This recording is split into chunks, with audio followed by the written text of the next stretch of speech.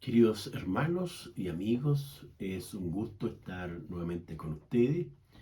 Como acostumbramos, como cada semana, nos reunimos para compartir la preciosa palabra del Señor.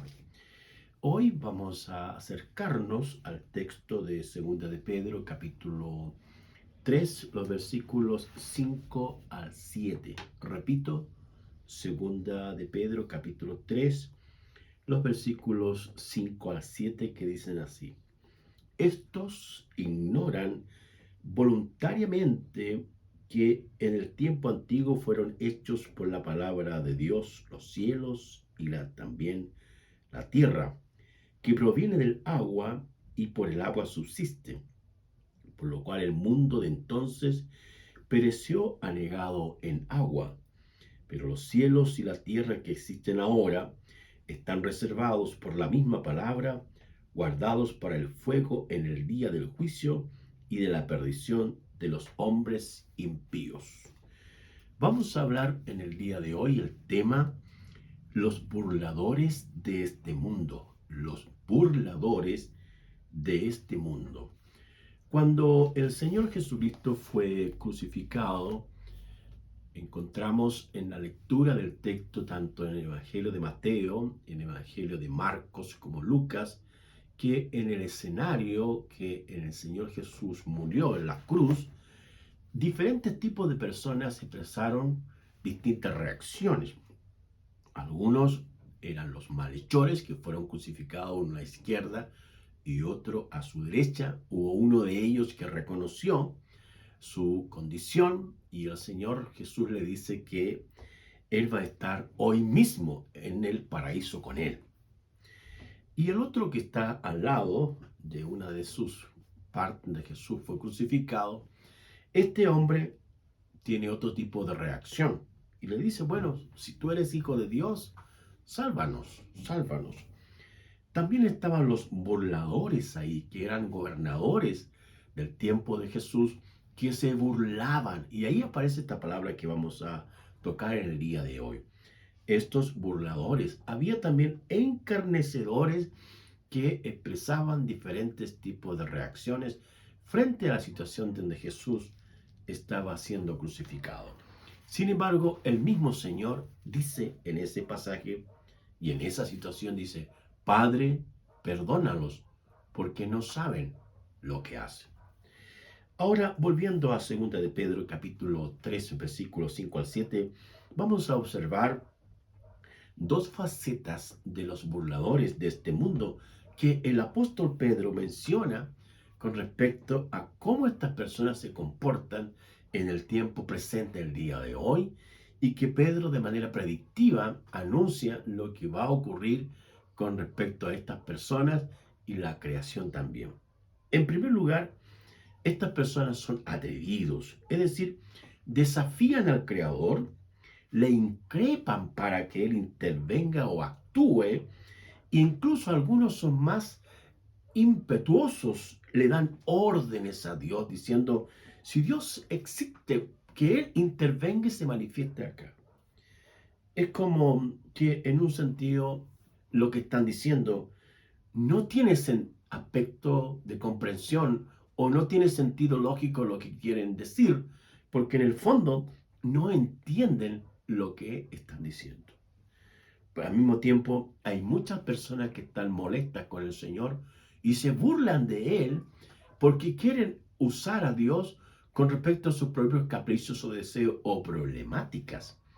Muchas de las personas que se dicen ateos o agnósticos son personas que han tenido situaciones traumáticas, dolorosas, ya sea la pérdida de un hijo, la pérdida del matrimonio, la pérdida de un negocio, y culpan a Dios de que Dios debió haberles protegido o guardado de que eso no ocurriera así. Entonces, a veces la gente no es que sea escéptica respecto del Señor, sino porque tiene un problema interno que no ha resuelto con Dios. Por otro lado, también algunos les da todo igual. Dicen: Dios no existe, o nadie puede demostrar la existencia de Dios, como dicen los agnósticos. Pero las Sagradas Escrituras tiene muchas evidencias, argumentos, explicaciones, donde el Dios Todopoderoso se ha manifestado y revelado en diferentes situaciones. El libro de Hebreos, capítulo 1, dice: Dios, habiendo hablado muchas veces y de diferentes maneras, hoy nos ha hablado por el Hijo. Es decir, Dios le habló al pueblo a través de visiones, a través de sueños, a través de profecías, a través de ángeles, a través de manifestaciones mismas de Él, como las teofanías. Pero el texto dice también que Dios nos ha hablado por el Hijo. Es decir, el Dios Todopoderoso vino y se encarnó en este mundo y murió en la cruz por nuestros pecados y resucitó al tercer día y hoy está a la diestra del Dios Todopoderoso. Entonces, no es que no existan evidencias, sino que estos burladores se burlan, son atrevidos, son arrogantes y quieren despreciar a Dios. Ahora, el texto bíblico del Salmo 14, quiero que lo leamos un poquito y veamos cómo estas personas ya estaban actuando, y los poetas bíblicos se refirieron a que habían personas que tenían actitudes inadecuadas con Dios. El texto dice, Salmo 14, 1 y 2, dice el necio en su corazón: no hay Dios. Si yo quisiera construir una argumentación de la no existencia de Dios, podría hacerlo. Pero fíjese las palabras que estoy usando. Es decir, tomo la frase segunda del texto que compuso el autor, dice: no hay Dios. Y alguien podría decir: mire, la Biblia dice que no hay Dios, pero tendría que burlar el contexto, porque el contexto significa las frases anteriores o las posteriores que están en una declaración, en una frase o en una persona. Entonces, el texto efectivamente dice que no hay Dios, pero lea un poco más arriba. El texto más arriba dice el necio en su corazón. Es el necio, es aquel que se burla, es aquel escéptico, es aquel que no quiere creer o no quiere aceptar que hay un Dios todopoderoso que le ama y que quiere perdonarlo y ayudarlo. Entonces, la no existencia de Dios no es que Dios necesita, es más bien una persona, hombre o mujer, que manifiesta su necedad, su terquedad frente a la existencia del Dios Todopoderoso. A veces las personas quieren que Dios intervenga y haga las cosas que ellos quieren hacer, pero no olvidar de que la voluntad humana es imperfecta, es errática y está contaminada por el pecado original que viene a través de Adán y Eva. El único que puede iluminar la vida de nuestras vidas o la vida misma de las personas es el Señor Jesucristo, porque Él dijo: yo soy la luz del mundo. El que me sigue no andará en tinieblas. Y también encontramos los salmos cuando dice: ¿con qué limpiará el joven su camino? Con guardar tu palabra. Y también añade después: lámpara es a mis pies tu palabra. Entonces ahí encontramos la respuesta, ¿ve? Entonces, ¿hay respuestas para demostrar la existencia de Dios? Claro que sí. Entonces, estos burladores que aparecen mencionados acá en segunda de Pedro son personas altivas, arrogantes, soberbias, pero el Dios Todopoderoso, que ve todas las cosas, que mira y escucha cada una de las cosas que decimos, siempre está presente. El mismo Salmo 14:2 dice: el Señor miró desde los cielos sobre los hijos de los hombres para ver si había algún entendido que buscara a Dios. La comprensión, el entendimiento, el deseo de buscar a Dios es una actitud correcta. Y es Dios que mira desde los cielos para ver si hay gente que entiende. El que entiende, el que comprende, se da cuenta que la vida misma no depende de él, que los seres humanos no tenemos la capacidad ni la competencia para poder generar vida. Es Dios el autor de la vida. Y el entendido es el que busca al Señor y encuentra todas las respuestas del Señor para su vida personal, matrimonial, laboral de negocio, de relaciones humanas. Donde quiera que él va, el Señor le mira y él sabe y entiende que la vida misma depende del Señor. El Señor Jesús le dice a los discípulos, separados de mí, nada pueden hacer. Entonces, esta relación profunda, esta acción de coexistencia que yo tengo que tener o que usted tiene que tener con Dios es vital para ser personas humildes que reconozcamos y honremos al Señor en toda nuestra vida y decisiones. En segundo lugar, estos burladores ignoran voluntariamente lo que Dios es y lo que Dios hace. Saben que Dios creó todo lo existente, pero no lo quieren reconocer. Saben mucho, incluso de algunos fragmentos o trozos de la palabra de Dios. Dentro de su preparación cognitiva o profesional, en alguna parte de sus vidas, han leído las escrituras, han tenido un acercamiento, alguien les ha regalado un ejemplar de la Biblia o del Nuevo Testamento, como por ejemplo estos hermanos que hacen un trabajo brillante y excelente y son generosos, que reparten las escrituras del Nuevo Testamento, que se llaman los Gedeones Internacionales, hermanos con una vocación de servicio única y de generosidad. La escritura plantea también de que Dios creó los cielos y también la tierra, y que el hecho de que las cosas subsistan tienen que ver mucho con la importancia del agua. Donde hay agua hay vida, pero el autor que creó el agua es Dios, es el Señor. Ahora, quiero un poco llevarlos a Génesis capítulo 6, donde el autor Moisés, por inspiración del Espíritu, describe una de las situaciones por las cuales Dios, viendo que la maldad de los seres humanos era muy grande, toma algunas decisiones. Vamos a Génesis 6. El texto dice, aconteció que cuando comenzaron los hombres a multiplicarse sobre la faz de la tierra, y le nacieron hijas, que viendo los hijos de Dios que las hijas de los hombres eran hermosas, tomaron para sí mujeres, escogiendo entre todas.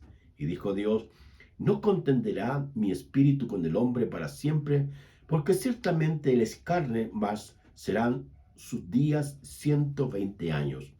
Había gigantes en la tierra en aquellos días, también después que se llegaron los hijos de Dios a las hijas de los hombres, y le engendraron hijos. Estos fueron los valientes, que desde la antigüedad fueron varones de renombre. Y vio Dios que la maldad de los hombres era mucha en la tierra, y que todo designio de los pensamientos del corazón era de continuo solamente hacer mal. Se arrepintió Dios de haber hecho al hombre, y le dolió en su corazón. Y dijo el Señor, raeré de sobre la faz de la tierra los hombres que he creado, pero desde el hombre hasta la bestia y el reptil y las aves de los cielos, pues me arrepiento de haberlos hecho. Pero Noé halló gracia ante los ojos del Señor. Ahora, hacer una precisión acá. Cuando dice el texto que Dios se arrepintió, no significa que Dios cambie, porque la Sagrada Escritura dicen que Dios es inmutable. Es decir, que Dios no cambia con respecto a lo que Él es y hace. Pero más bien el texto acá se refiere a que Dios le dolió en su corazón, en su ser, porque la actitud, la intención, la motivación del hombre era de continuo al mal. Ahora, ¿cuál es el mal que se menciona acá en el contexto de Génesis 6?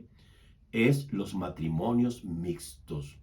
Matrimonios mixtos, es decir, donde se casan los creyentes con los escépticos. Eso es algo muy interesante, porque en el Nuevo Testamento, allá en 2 Corintios, el apóstol Pablo, inspirado por el Espíritu, trata la misma situación y dice, 2 Corintios, capítulo 6, versículo 14, hasta el 18, dice, no se unan en yugo desigual con los incrédulos, porque ¿qué compañerismo tiene la justicia con la injusticia? ¿Y qué comunión la luz con las tinieblas? ¿Y qué concordia Cristo con Belial? ¿Qué parte el creyente con el incrédulo? ¿Y qué acuerdo hay entre el templo de Dios y los ídolos? Porque vosotros sois templo del Dios viviente, como dijo Dios, habitaré y andaré entre ellos, y seré su Dios, y ellos serán mi pueblo. Por lo cual dice, salid de medio de ellos, y apártense, dice el Señor, y no toquen lo inmundo, y yo les recibiré, y seré para vosotros padre, y vosotros me seréis hijos e hijas, dice el Señor Dios Todopoderoso. Hermanos amados, o mis queridos amigos, Dios no aprueba por ningún motivo la unión de un creyente con un incrédulo. El apóstol Pablo menciona que existen contrastes evidentes y concluyentes en este tipo de hechos. Del creyente se le dice que es una persona de la justicia, se le dice que es una persona que tiene la luz del Señor, se le dice que pertenece a Cristo, se le dice también que su cuerpo es templo del Espíritu Santo, pero respecto al incrédulo, se dice que esta persona es injusta, pertenece al mundo de las tinieblas, pertenece al mundo de Belial, palabra aramea que significa inútil, y también su cuerpo no es del Señor. En cambio, el cuerpo del creyente es del Espíritu Santo, es morada de Dios. Entonces, en un sentido, en Génesis 6, la determinación que Dios toma con respecto a esta maldad de que los hombres se están casando con mujeres que no son creyentes, Dios decide acortar la vida de las personas. En Génesis capítulo 5:27 se habla de Matusalén. Matusalén vivió 969 años. Aquí en Génesis 6 va a concluir y tomar la decisión Dios Todopoderoso que el hombre solamente va a vivir 120 años. Note la disminución drástica, y esa disminución tiene que ver por causa del pecado y la maldad de los seres humanos. En el Salmo 90:10, Dios habla y el poeta bíblico escribe que los años o la vida de las personas no va a superar de 70 a 80 años. Entonces, ¿cuál es la razón por la cual la gente vive menos? Es porque Dios ha decidido ponerle término, porque la maldad humana, la perversión de las personas, esta inclinación que dice Génesis, volviendo un poquito a Génesis 6, dice el autor allí una expresión que uno tiene que tener siempre en mente. Dice, y vio Dios que la maldad de los hombres era mucha en la tierra, y que todo designio, fíjese, designio, deseo, voluntad de los pensamientos del corazón de ellos era de continuo solamente el mal. Entonces nos preguntamos hoy día, ¿por qué la sociedad nuestra está tan mala? ¿Por qué hay tantos desastres en la tierra, en diferentes partes del mundo, terremotos, hambre, pestilencias, guerras? ¿Por qué? Porque el corazón de los hombres es de continuo hacia el mal. Sus pensamientos, sus motivaciones, sus intenciones, solo busca el hombre en su orgullo, en su arrogancia, en su egoísmo, preocuparse solo de sí mismo. Entonces, la palabra del Señor trata a estas personas, estos burladores de este mundo o de este siglo, que llegará el día en que el Dios Todopoderoso va a juzgarlos y traerá la perdición de ellos. Ahí en el versículo 7, el texto de segunda de Pedro 3:7 dice, pero los cielos y la tierra que existen ahora están reservados por la misma palabra, guardados para el fuego del día del juicio y de la perdición de los hombres impíos. Así como en el Antiguo Testamento o la revelación bíblica de Génesis 6, debido a la maldad humana de estas relaciones de hombres y mujeres que eran creyentes, aquellos que no, que los que eran hijos de Dios y aquellos no eran hijos de Dios, eso desagradó a Dios. ¿Cuántas personas a veces en las iglesias dicen, se casan con personas que no son creyentes?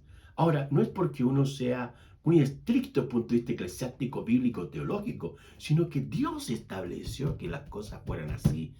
No se puede unir en yugos desiguales. Yo nunca he visto en el campo, cuando era niño o cuando era más grande, de que los abuelos o nuestros padres enyugaran a una vaca con un buey, sino que tenían que ser dos bueyes.